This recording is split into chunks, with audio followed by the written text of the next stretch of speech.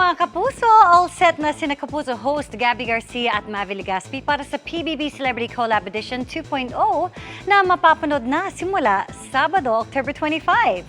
Si Mavi sumailalim pa sa mga workshop habang si Gabby excited nang makasamang iba pang host this season. Yan ang chika ni Aubrey Carampel.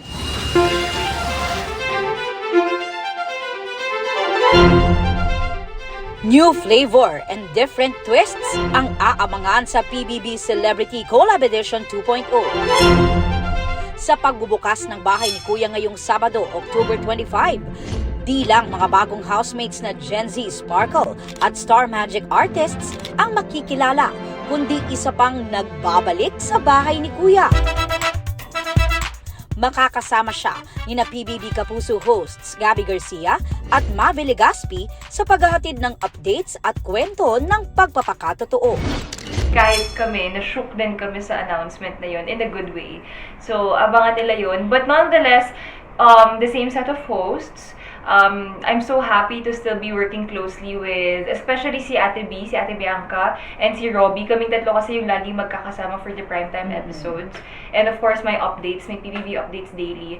So, excited kasi we also built this certain relationship na hindi lang siya sa trabaho.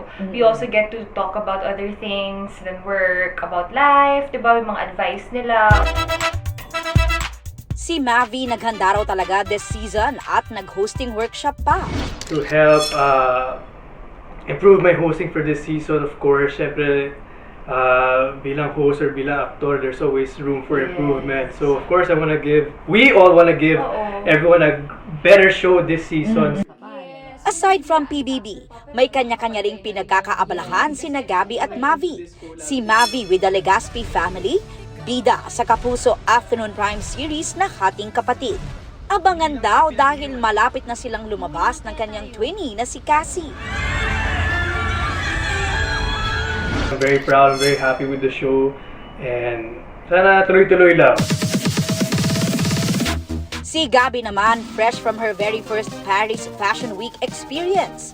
Very memorable nga raw ito dahil kasama niya ang boyfriend na si Khalil Ramos na kumuha ng kanyang photos and videos. Wala rin daw siyang glam team, kaya sariling sikap lang daw ang kanyang hair and makeup, pati na ang paggawa ng content. So, Khalil took all of my content, video, photo, lahat. Siya yung kumbaga nag-pre-prod kami sa Manila para pagdating namin doon, smooth sailing na lahat. Which is, I think, it's also very successful and easier for me kasi at least meron na kaming, may communication na kami ni Khalil na walang makakapantay ng ibang team. Aubrey Carampel, updated sa showbiz happenings.